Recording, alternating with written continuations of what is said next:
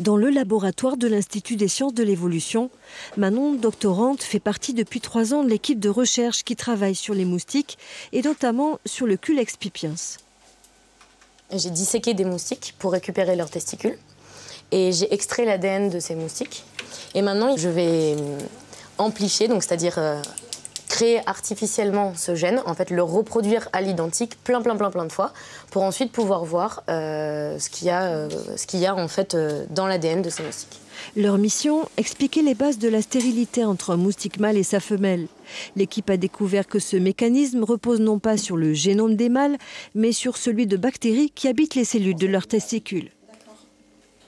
Ça fait très longtemps qu'on connaît ces bactéries qui infectent les arthropodes et qui sont responsables de stérilité. En revanche, on n'avait pas du tout la moindre idée de savoir quel était le mécanisme moléculaire à l'origine de ces stérilités.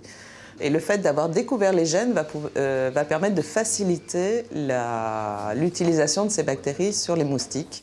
La connaissance de ces mécanismes permettra de lutter contre des maladies virales dont les moustiques sont les vecteurs. On est fasciné au niveau évolution qu'une symbiose entre un virus à l'intérieur d'une bactérie, à l'intérieur d'un moustique, soit à la base de cette stérilité. Et le moteur de notre recherche, c'est de comprendre l'évolution.